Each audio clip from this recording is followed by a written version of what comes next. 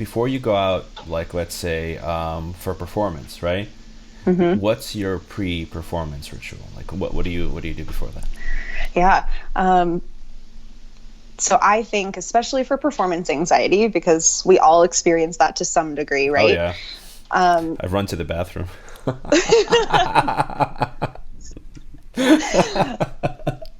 The biggest tool that we have as musicians is our breath. And the breath is so powerful, because what happens when you experience performance anxiety is your parasympathetic nervous system is engaged, and that's our fight or flight mode. And we're not necessarily in this dangerous situation, but our body is reacting as if we were. And so we have that instinct of, I need to do something because this is not a situation that I'm comfortable with. And so that can, manifest itself with your heartbeat increasing or sweating or your mind racing.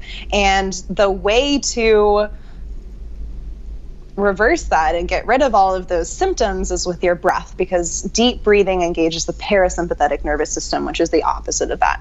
And so before a performance, I take my time to do breathing techniques that I've learned through yoga practice. There's a really, really great one that's called alternate nostril breathing. And it's an incredible way to slow down my breath and really tune into the physical aspects of my breathing. And when I do that, my heart rate slows down.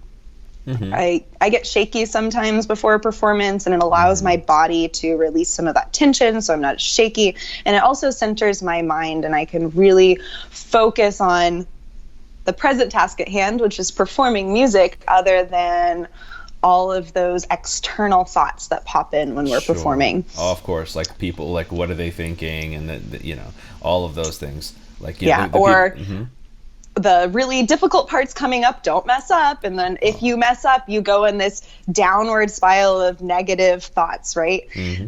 So meditation teaches you that focus that you need when you're performing. It's the same thing. Meditating, focusing on your breath, performing, focusing on your music. It's the same part of your brain that's activated.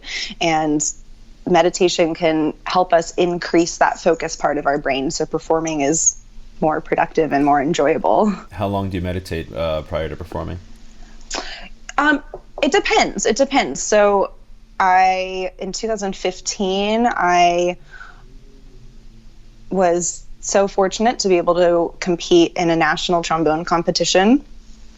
And that was probably one of the most nerve-wracking experiences of my life. And that was the very beginning of my neck injury as well. So I remember right before that performance, I felt horrible. I remember going up to my professor and saying, my neck hurts so bad. Wow. I don't know what to do.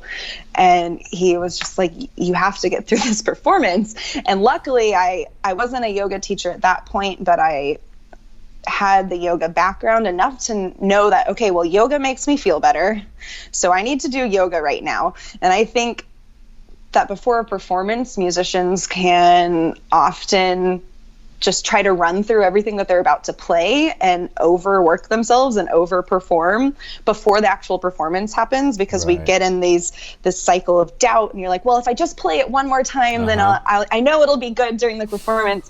So I resisted that urge of, okay, well, I just need to go play for like 10 more minutes and then I'll be fine. And I went into a practice room and I did 30 minutes of yoga, and it was moving and breathing. And that is what got me through that performance. Wow.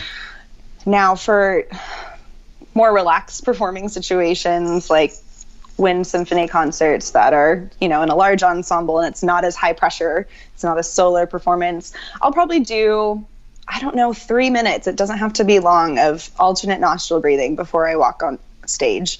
And it also depends on how I feel that day. Like if my body is really tight, then I know I need to do a little bit more to relax before a performance. So it's different every time.